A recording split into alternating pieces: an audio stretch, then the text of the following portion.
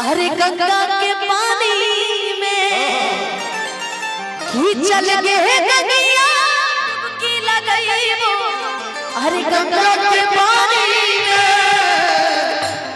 अरे आई जाई तो निखार गजब के तो हर जवानी में आई जाई तो निखार गजब के तो हर जवानी में। दरबारी लागे हम ना जाइबो गंगा के पानी में। दरबारी लागे हम ना जाइबो गंगा के पानी में। आई जाई तो निखार गजब के तो हर जवानी में। आई जाई तो निखार गजब के तो हर जवानी में। जितना आता है कि जानी जहिया से हमारा पसंद कइले बड़ी। ई बताओ हमरा में कोनो कमी बा कि मोबाइल नंबर हमर ब्लॉक कइले बड़ी? हम तो तुम्हारा फोन ही नहीं उठाते हैं। ये तो सच्चाई है, ब्लॉक थोड़ी करते तुमको। ये सच्चाई है कि जब फोन कीजिए जब तक 4 बार कॉल नहीं जाएगा तब तक कॉल नहीं उठता है। जब भी तुम फोन करते हम बिजी रहते हैं। जैसन मैनेजर डीजे बिट्टू मेहराबा वैसन अभिजीत बाबू सेम सेम दोनों एक क्वालिटी के हैं।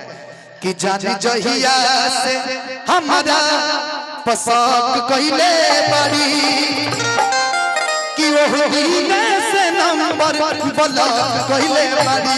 जानी जहिया से हमारा पसंद कइले बड़ी ओह दिन से नंबर ब्लॉक कइले बड़ी।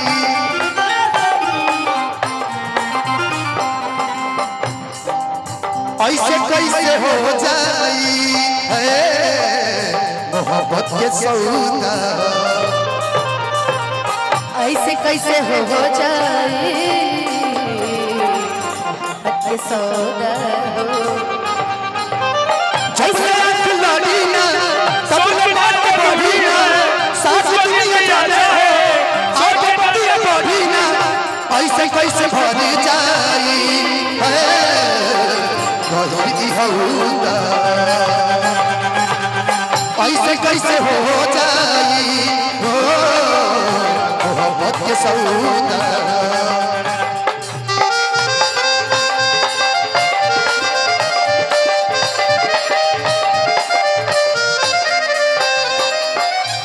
सुनी ना आखिर कोनो गलती रही तो ब्लॉक होई तो ठीक लागे, लेकिन बेकाम के काहे मन न मडल लकावो।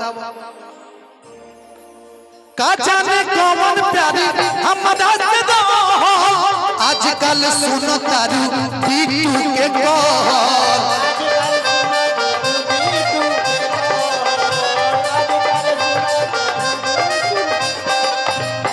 का जाने कौन प्यारे हमरा से दो आजकल सुनो तारू बिट्टुआ के कह।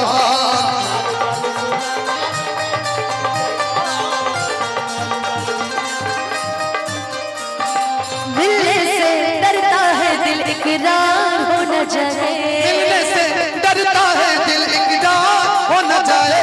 ना मिलो ना मिलो ना मिलो हमसे ज्यादा कहीं प्यार हो न जाए।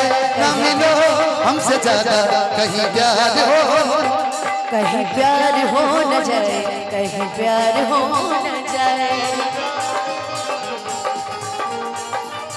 लेकिन कहीं प्यार हो न जाए ओ जब तक ठीक बा। आगे वाला जौन बात बा कि ना जाने कौन प्यार हमरा से रहल आजकल सुनो तारू बिट्टू के कहो। लास्ट सीन वाला हो लास्ट सीन वाला कि लास्ट सीन वाला हेलो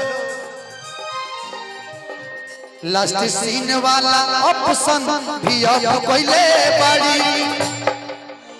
थोड़ा आगे बढ़ जा बाबू कि लास्ट सीन वाला ऑप्शन भी अब कइले बाड़ी।